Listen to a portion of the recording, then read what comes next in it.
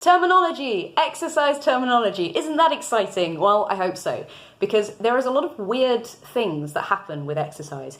So the simpler ones, you might have heard before, things like sets and reps and rest time, we'll explain all that. There's also stuff like EMOM and AMRAP and beautiful things that actually CrossFit have got a lot to answer for.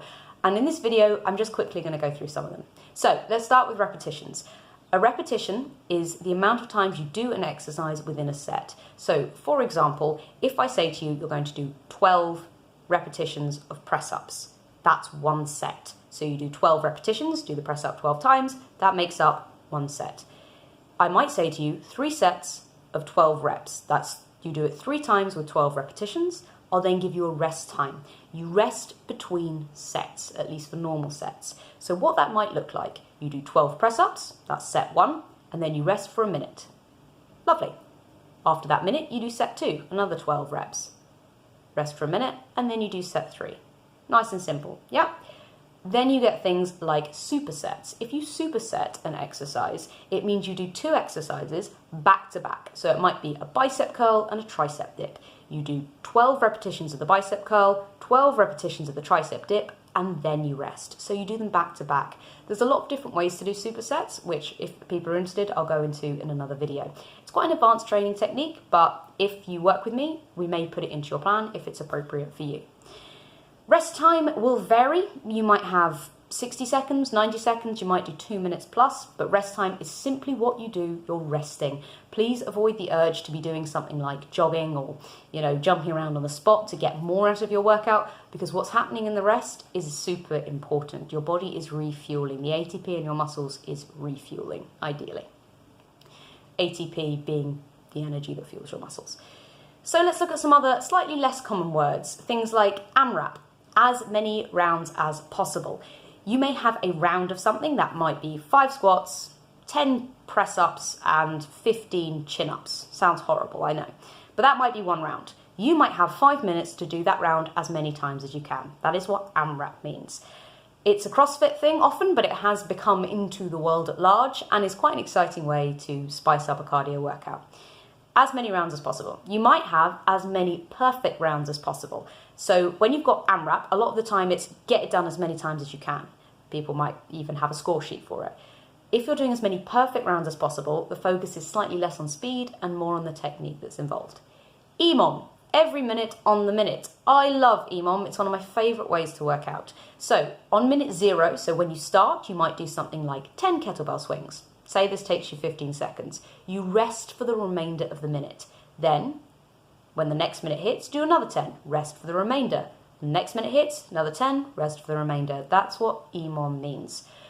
Circuits. Circuit training is when you have a circuit of different exercises that you do for different rest periods and work periods. A work period, as it sounds, is when you're working. A rest period, as I said earlier, is when you're resting. Circuits can come in lots of different forms and can be a great way to get your cardio up. You've also got things like giant sets and cluster sets and lots of exciting sounding things. It just means, similar to a superset, how many exercises you're doing in a group before you take rest. I think that's kind of the most commonly used things we might use within the gym. We might say things like functional. So functional training has a lot of different meanings, but in essence, it is training that is appropriate and reflective of the life you lead. It'll be things like pushing and pulling. Rather than thinking, I'm going to do bicep curls on my bicep, I might think, I am doing a chin up to pull myself to the bar because I'm working on that pulling motion. That's kind of functional training. Mobility is a key word. We use it a lot, and it encompasses 2 things. It encompasses your flexibility and your stability. Your flexibility is your passive range of motion. And if you were unconscious, your leg would go right over your head. You'd be nice and flexible.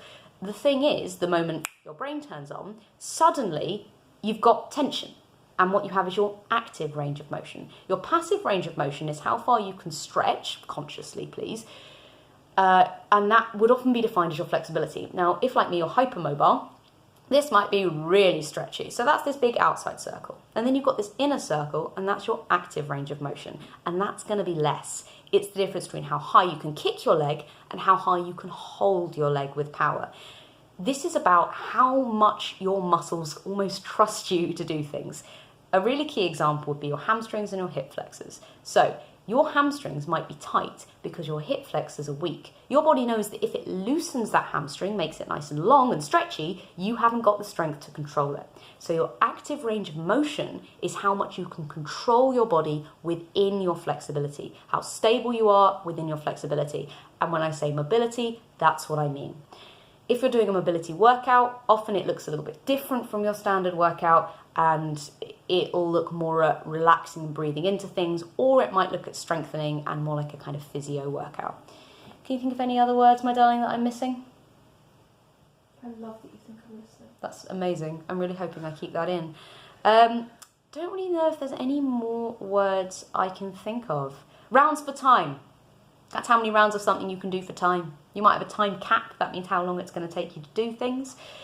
There's kind of a lot of weird words we end up using. Things like macros. Your macros, and this is nutrition now, is most foods can be divided into protein, carbohydrates, and fats. Those are your 3 macros. Micros are things like your vitamins and minerals.